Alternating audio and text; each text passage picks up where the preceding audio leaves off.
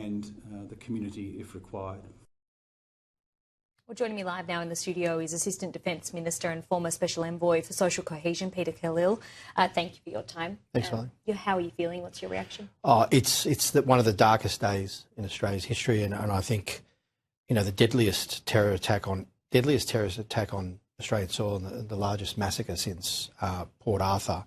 And it's an attack on Jewish Australians, our fellow citizens, our fellow Australians. And as the Prime Minister rightly said, an attack on Jewish Australians is an attack on all of us. I've spoken to a lot of Jewish community members, Jewish leadership last night and this morning. There is a deep pain and a deep sense of grief, fear, and I think it's so important now that Australians, all of us, put our arms around our Jewish Australian fellow citizens, our friends and our neighbours and our family. And I think that is critically important because fundamentally this is the type of country that we want to live in, is one in which anyone, regardless of their faith, their background, should be free and at peace to worship, to celebrate their faith, to be free from this kind of violence. And that hatred and that violence that we've seen, Holly, it is evil. I mean, I heard the Prime Minister yesterday saying, Chris Menz, the Premier, talk about an act of evil. It is an evil that's lodged in these men and others who have a view that whatever their worldview is, whatever their political ideology, their religious view, their worldview, that allows them to dehumanise a sector of our community and Jewish Australians, and then act out obscene violence towards them.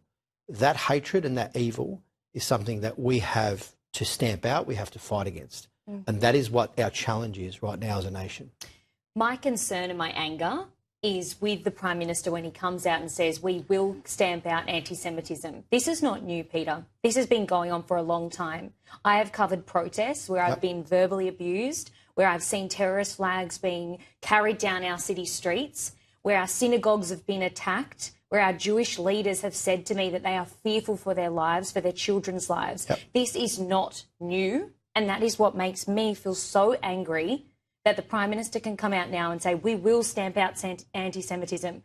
Yes, the Prime Minister is a human. Of course he doesn't like what has happened here. But ultimately, the buck stops with him. He is the leader of this country, and he has shown nothing but weakness when it comes to anti-Semitism. I disagree with that viewpoint, Holly, respectfully. The Prime Minister cares deeply about all Australians, including Jewish Australians. What has he done to stamp out anti-Semitism? To answer your question, anti-Semitism is not new.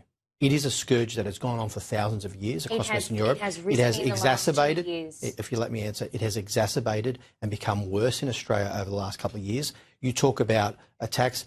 I understand that. I empathise with the Jewish community.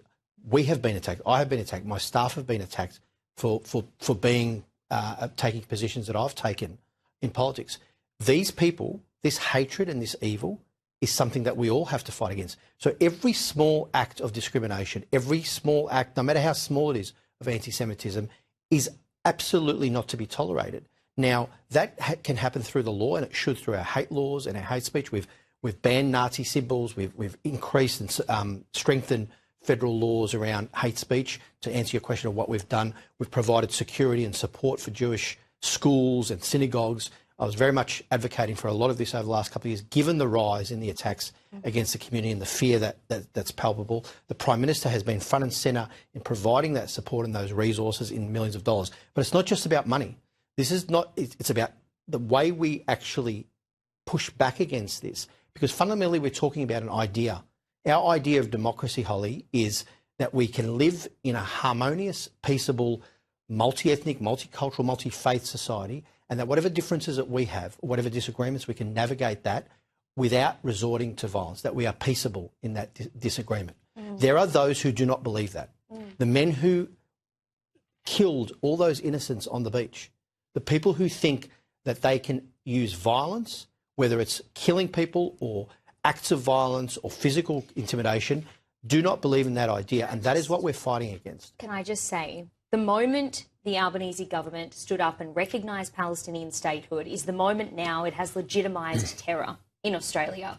And that is what the fact is here. I just spoke to a Jewish leader. She said The Albanese government has not done enough. This is not me disagreeing with you. This is the Jewish community who is living through this. They say the Albanese government hasn't done enough. It hasn't enacted all of the recommendations by its own special envoy. That's the anger coming from the community. And the Albanese government needs to show leadership and take accountability for this. Well, there is definitely anger amongst the community, and rightfully so, because of the fear, the palpable fear, the risk to their communities. I talk to friends of mine who say, you know, we live in fear on this and we've been experiencing this, and I completely empathise with that.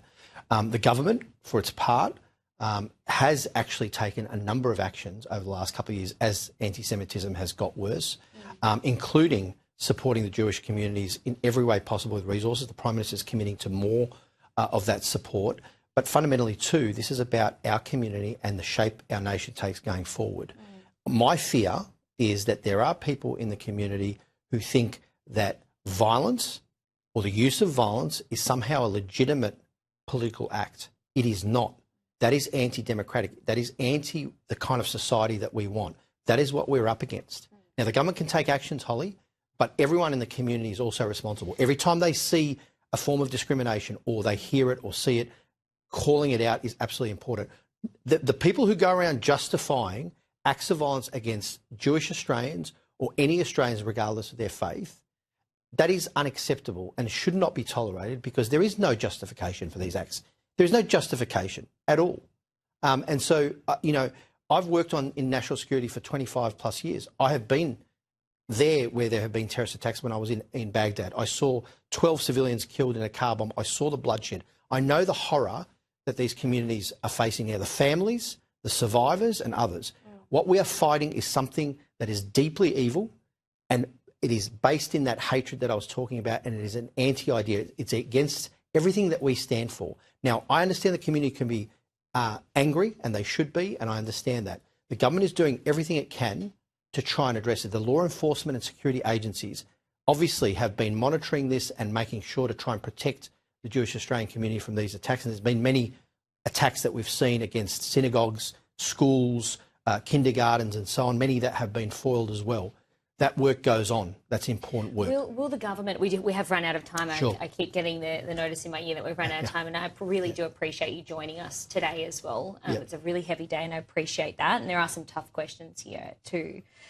Will your government consider looking at its immigration policy, bringing people into the country with these kind of ideologies? This person was able to live in Bondi, of all places, suburban Sydney, with 6 firearms. You're asking a question about immigration, and you're trying to bring that into this issue now. So on immigration, my view has always been the security checks, the health checks, all of the things that we need to do for people that come to this country to want to call Australia home are absolutely critically important. And anyone that goes through trying to get a visa should go through these very thorough checks.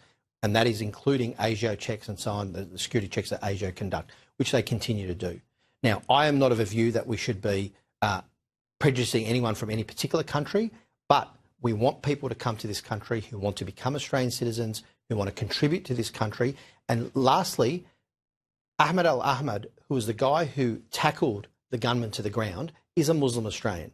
And that's a really important. He's an Aussie hero who saved countless Jewish lives by preventing that gunman from continuing to fire. That act of bravery, I think, is indicative of what we are as Australians, what we're about. And he put his own life on the line to save people's lives, and that should be acknowledged. Of course, and we're still hearing some mixed reports about exactly his background, but that is irrelevant because he is the hero in all of these. He truly is. I appreciate your time. Thanks, Holly. Thank you very Cheers. much. Okay, let's bring in senior political reporter Trudy McIntosh in Canberra. More information coming to light about what security agencies knew about the alleged gunman. Yeah, Holly, we're getting a greater understanding this afternoon as to who these 2 gunmen were and the level to which they were on the radar of Australia's security agencies. The younger man here, the son, one of the 2 gunmen, Naveed Akram, he's still in police custody in hospital.